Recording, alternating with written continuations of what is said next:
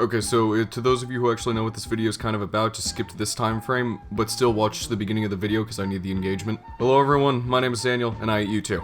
Now, some of you may or may not happen to know that I am unhealthily obsessed with this band called Lord Huron. Nothing much, it's just, you know, wasting a lot of my time obsessing over it. And while that might come off as incentive not to listen to it, I cannot stress hard enough that it is objectively the best band out there, and you need to listen to that right now.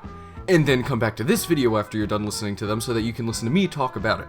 Now, the one thing I tend to over-obsess about the most from this band is the storyline that has been created. Yes, they actually made a story for all of their albums. Feel free to thank this guy, Ben Schneider, for not only creating the band, but also being responsible for the 50+ mental breakdowns that listening to their music has given me. Also, if you are intending on listening to their music, here's just a quick rundown of some information that I feel like is important to know about the songs. And if you're not at all interested in the shit I'm about to talk about, still watch the video anyway. Okie dokie, now that I've gotten that all out of the way, let's proceed to listening to the audio that I recorded 2 months ago on a whim.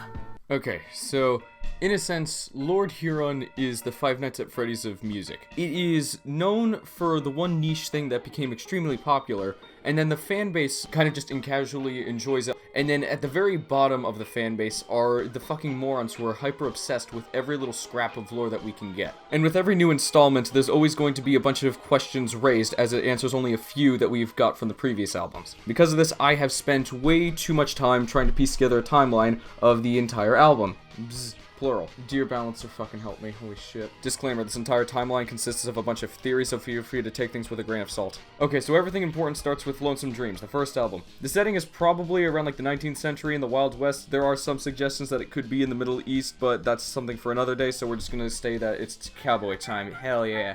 Okay, so I'm just gonna run through all the characters. So the first one is Huron. Nothing special about him. He's just Ben's self-insert, probably a bit of a dumbass, who the fuck knows. There's his best friend, Blackfoot, and then there's his girlfriend, Helena. There's also Helena's nameless ex, but we're gonna call him Sonny for convenience sake. Okay, so I'm pretty sure that the story of most of the songs happens to be in order, with a couple of them being flashbacks, so I went ahead and just rearranged some of them.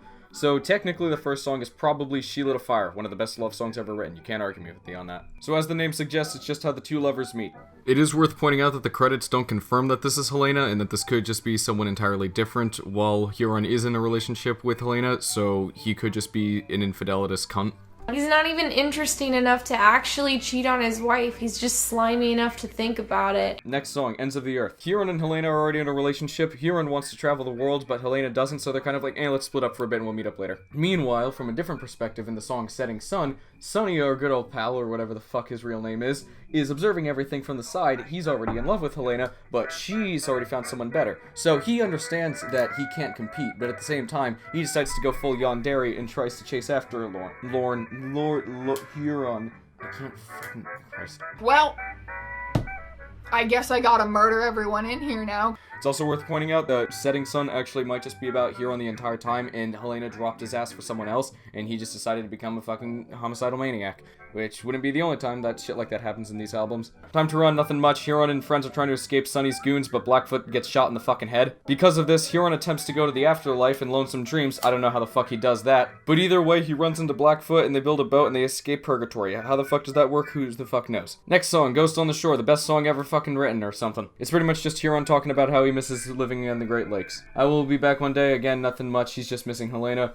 Man Who Lives Forever, again, nothing much, he just doesn't want to die. Okay, by the time Brother comes along, I'm pretty sure Blackfoot's just tired of Huron's shit and having to get in a bunch of escapades just so that they can travel the country and try to save this girl. But whatever the fuck happens, it doesn't really matter, because Huron's like, we're still best friends for life, what's it gonna matter?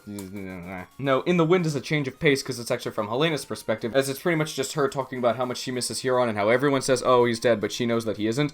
It technically also, I guess, could be seen as the spiritual end of the album, which is why it's placed at the end, because I guess it's trying to say that he might not be here physically, but till the end, we'll always be together. Some romantic shit like that, I don't fucking know. Either way, the technical end is Lullaby, because by that point, Lord Huron... Fucking god damn it! Because by that point, Huron makes it back home. He's a bit of a wreck, but Helena's just happy that he's back. Okay, side note territory. It's important to note that Lonesome Dreams is a collection of stories made by this guy, George Ranger Johnson, who is a fictitious writer that Ben made up, one of his many characters.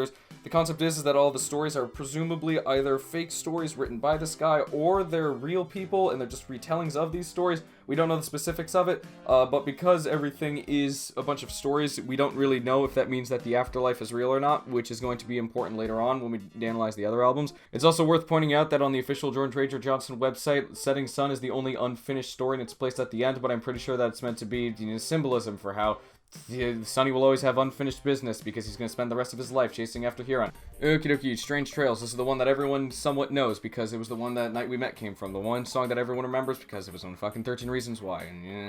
Okay, where are we this time? We are in the 1950s, somewhere in the middle of America. Who the fuck knows? It's also worth pointing out that one of the main meeting points is this place called George's, a bar where several characters tend to meet up. It's presumably in reference to George Ranger Johnson. I can only imagine that maybe after writing, maybe George fucking flopped on that end, so he had to open up a bar because it was the only way that he could pay the bills. I got a lot of secrets I'd prefer to keep clandestine. Terrible, disturbing secrets. So hungry. Who the fuck knows? Now, unfortunately for us, Ben decided to get a little bit trigger happy when he was writing the characters because now there's God knows how fucking many of them. Okay, let's go through them. This one, Frankie Lou, is a washed-up singer who presumably had a failed romance with some guy named like Cody Fox, or I can't remember his name. She's probably an alcoholic and she just sings at George's for a job. This guy, Cobb Avery, is, for lack of better terms, a zombie brought back to life because he was just very angry. His family was killed because his boss gave him this really shitty piece of land that was on a sinkhole, so everyone fucking died, including him.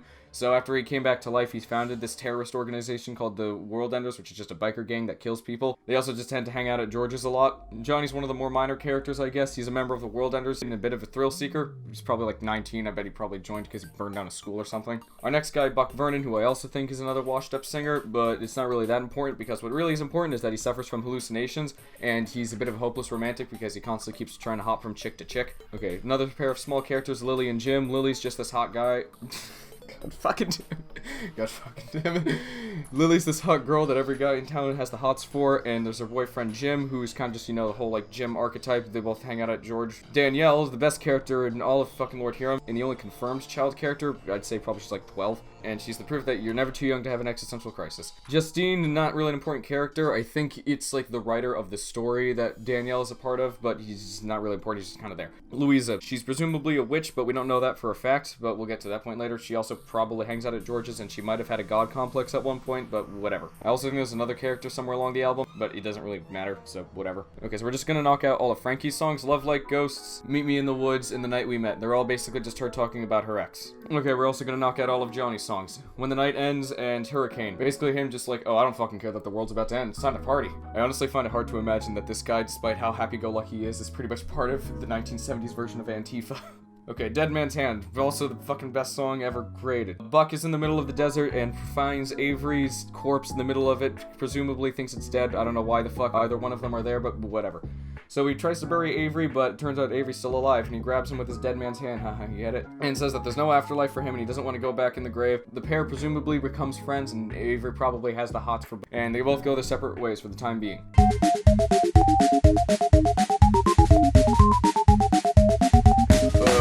La belle fleur sauvage.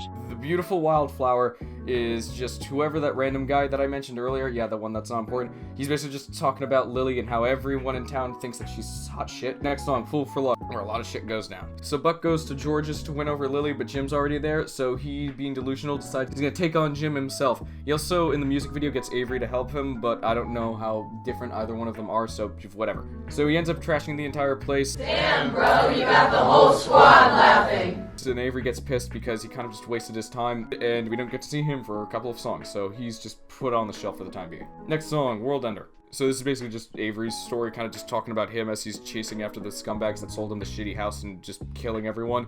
So yeah, fun couple things to do on a Saturday night.